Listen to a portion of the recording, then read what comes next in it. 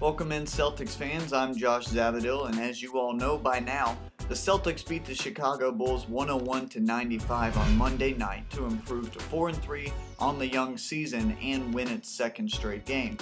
I'm here to try to give you a deeper glimpse into that win, so I'll start by asking the question, why did it happen? The easy answer that I'd like to give is that Darko Milicic never stepped foot on the court, but that would be mean and very rude, so I'll try to give you a better answer.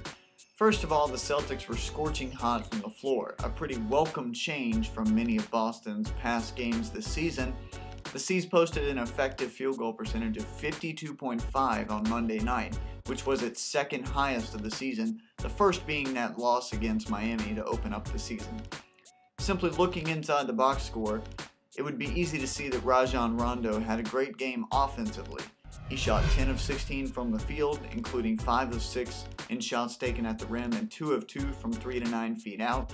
He pulled down 8 rebounds and kept his double-digit assist streak alive by dishing out 10 dimes, and he didn't even get that assist streak continued until the final minute of the game.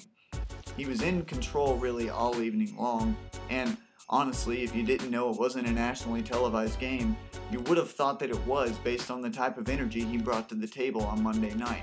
But he wasn't playing against Derrick Rose or Kirk Hinrich, he was playing against Nate Robinson and Marquise Teague.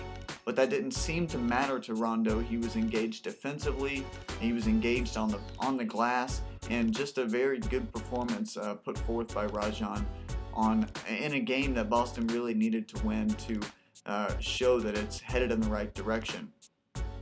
Looking deeper into Rondo's scoring using synergy reveals a number of things. First of all, he was 6 of 7 shooting against the Bulls as the pick-and-roll ball handler. Nate Robinson, who played in Boston and had to practice against Rondo all the time, knows a lot of his tendencies and continually went under screens as many point guards guarding Rondo tend to do. And Rondo continually made him pay by either taking it straight to the cup, pulling up for the mid-range J, or swinging the ball and getting the offense moving for Boston. As a team, the C's shot 9 of 12 on plays where the pick-and-roll ball handler took shots, which accounted for 15.6% of Boston's plays on offense on Monday evening. The Celtics also posted its best offensive efficiency against Chicago, a team that is known for priding itself in defense since Tom Thibodeau took the head coaching job there a few years ago. Now, offensive efficiency, for those who don't know, is the amount of points scored per 100 possessions, and it was a good measure of how well Boston's offense was clicking on Monday night. The Celtics posted an offensive efficiency of 111, which was its highest rating since the first game of the season against Miami. Also kind of interesting, Boston's most used lineup last night, Brandon Bass, Kevin Garnett, Rajon Rondo, Paul Pierce, and Jason Terry, played together for 15 minutes and posted an offensive rating of 113.5, defensive rating of 74.8, and a pace of 93.57 according to NBA.com's stat database. This was the second straight game that Doc Rivers really had chosen to go with Jason Terry at the 2 instead of Courtney Lee, and for the time being, it seems like it's paying dividends for Boston. The telling statistic to me, though, is that defensive rating. Terry isn't known for his defense by any stretch of the imagination, so I certainly don't think that's the sole reason for Boston's success defensively in that unit. A lot of that can be attributed to Rondo and Kevin Garnett.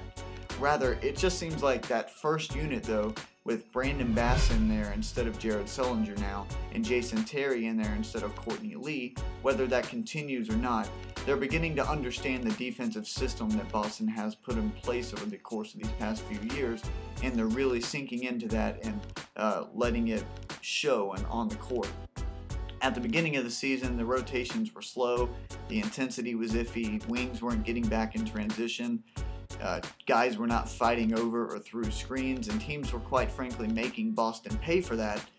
But if these past 2 games are any indication of the things to come, it looks like Boston's defense is finally settling in to what people really thought was going to be seen this season and what has become to be an expected addition to Doc Rivers' team since he's been in Boston. That's all I have for today. I hope you enjoyed this brief little breakdown, and remember, wherever Darko roams, Liberty lives on.